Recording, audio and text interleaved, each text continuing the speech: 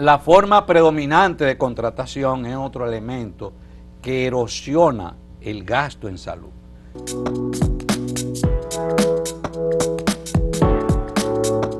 Continuamos con el hombre de los viernes, Bernardo Matías.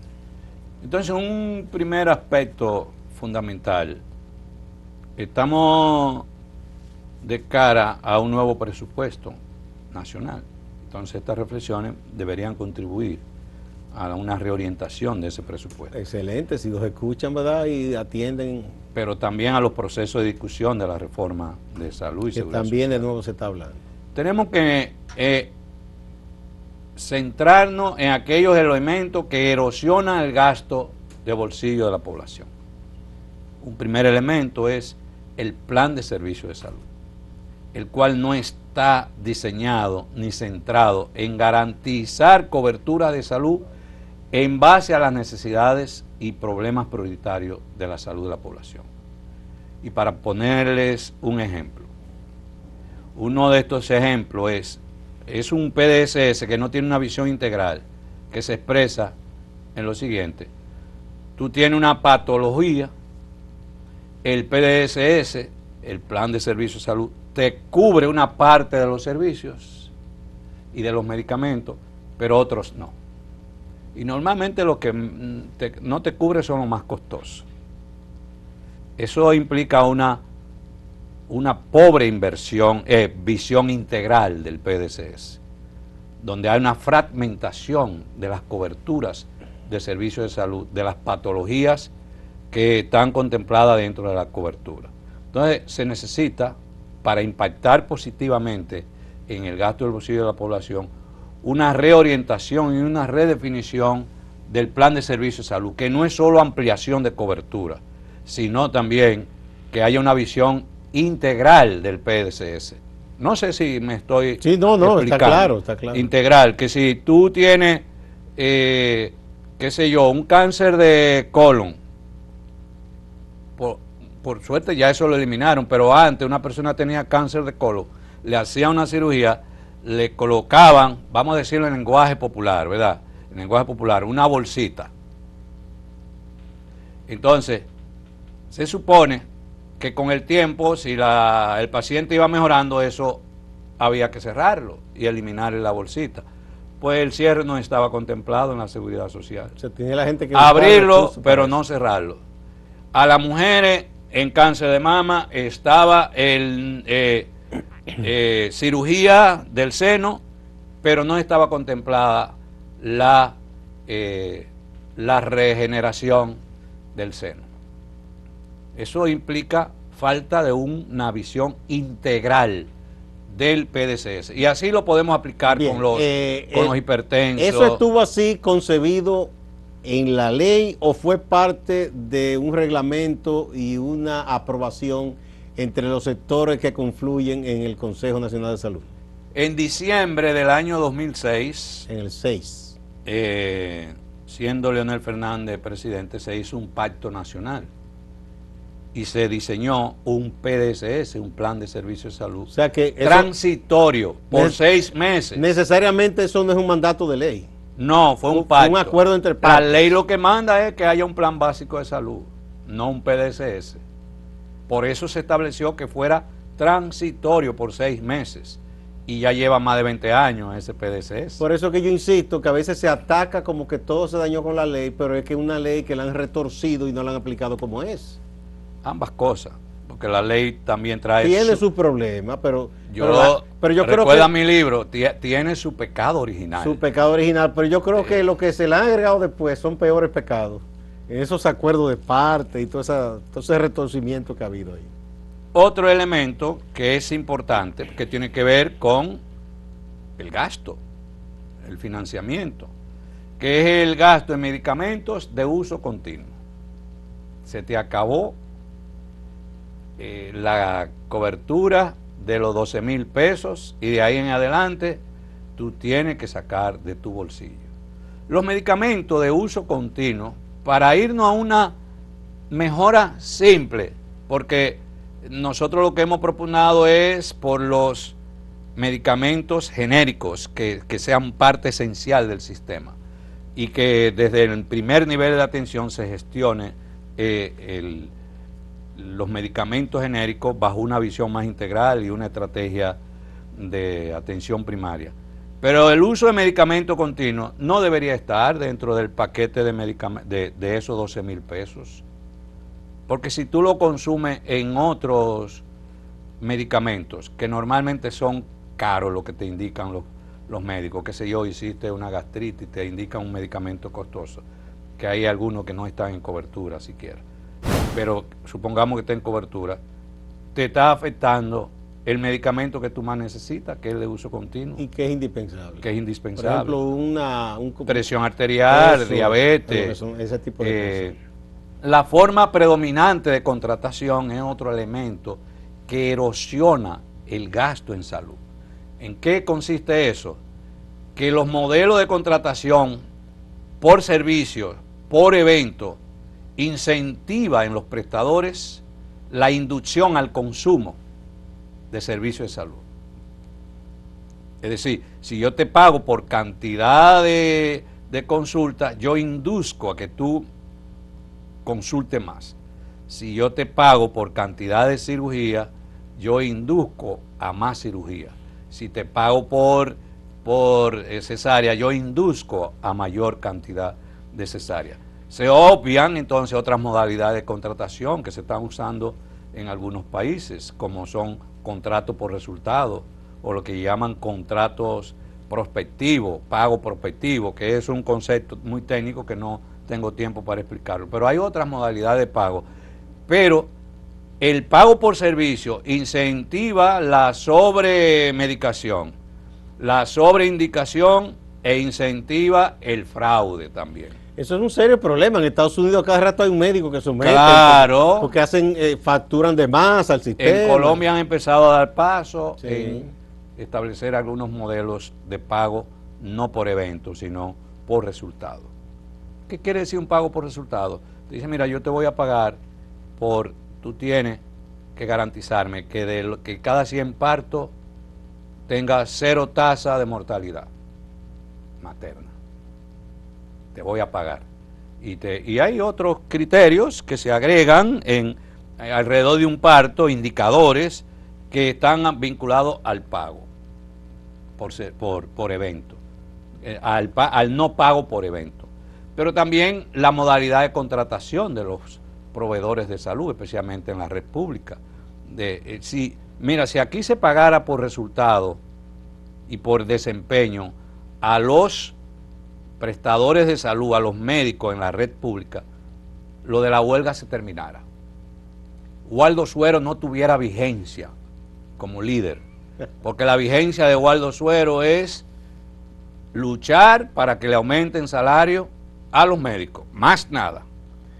Y eso es lo que lo hace pero popular. Por eso lo eligen tantas veces los médicos. Claro, los médicos lo eligen, lo reeligen. Es el líder de los sí. médicos.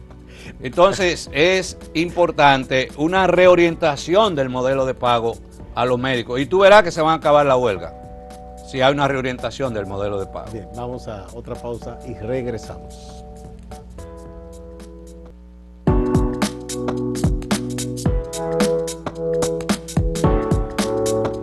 Bernardo Matías, el hombre de los viernes, nos está mostrando la realidad del sistema de salud de la República Dominicana. Centrado en el tema del gasto. Del gasto, sí.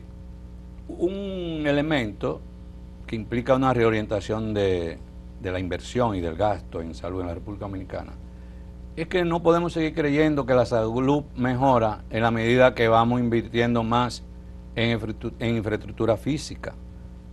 Pero alrededor de eso, podemos decir, sí hay que invertir en infraestructura física, pero hay que reorientar para disminuir las brechas regionales. Hay que invertir más en la infraestructura física del primer nivel de atención. El 85% de las unidades de atención primaria de este país no está en condiciones de dar servicio, pero los hospitales municipales también, más del 80%, según un estudio que ha hecho ADESA, no están en condiciones de ser habilitados, porque no reúnen las condiciones de calidad. Usted mencionó ahorita 2 gestiones en las cuales hizo un esfuerzo, así como por esos pequeños hospitales y centros de atención, que fue la de la doctora Marcelino, Si fuera de cámara. Si fuera de cámara, sí, Sí. pero lo mencionamos, ¿verdad? Lo Altagracia podría Guzmán Marcelino. precisarlo, sí. Y lo del doctor Soldevila. Soldevila también. Yo recuerdo cuando comenzó la administración del presidente Antonio Guzmán, que se construyeron pequeñas clínicas rurales casi en todo el país, pero esas unidades, ¿qué pasó? ¿Se abandonaron? ¿No se suplieron? ¿No se les siguió dando seguimiento? Se han ido deteriorando. Y no ha habido muchas otro de ellas. esfuerzo. Y la inversión para expandir ha sido muy baja, muy pobre. Pero en la gestión de la doctora Guzmán, el concepto, Ella tuvo 2 gestiones, ¿no? sí, pero en la primera, La primera.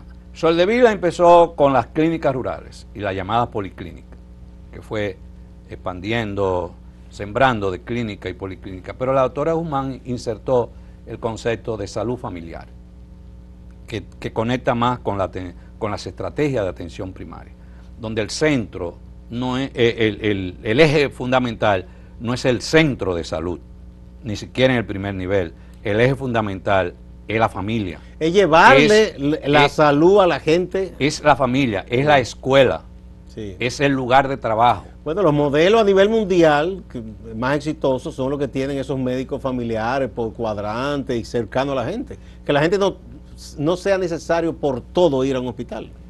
Entonces, con la gestión de Hipólito y con la ley 8701 se introduce una distorsión, porque aquí se está hablando del primer nivel de atención, pero no es solo un asunto de primer nivel de atención, es un asunto también de estrategia de atención primaria que debe desarrollarse, porque el primer nivel de atención está concebido muy de la lógica de las unidades de atención primaria, pero la unidad de atención primaria está enfocada hacia la atención de la persona y no de la salud familiar y comunitaria.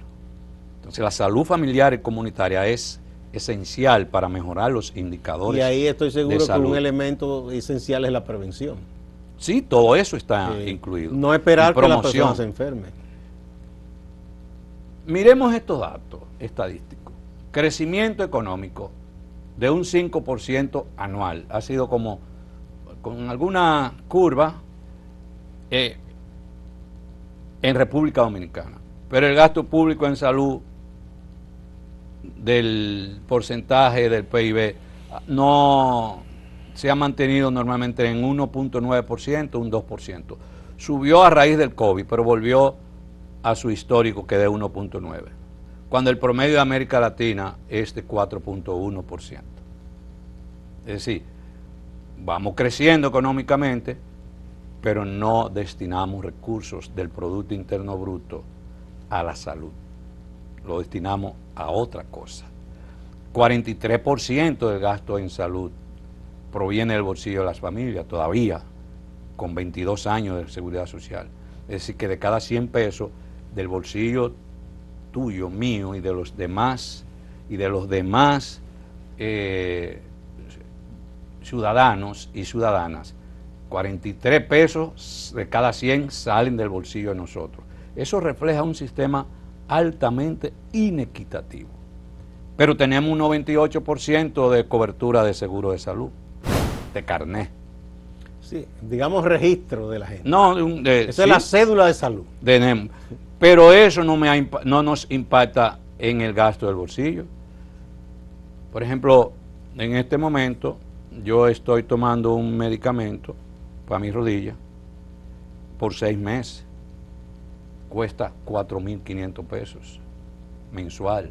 Eso es 4.500. Hay quienes tienen 20, 30, 40, 50.000 pesos mensual. No está en cobertura.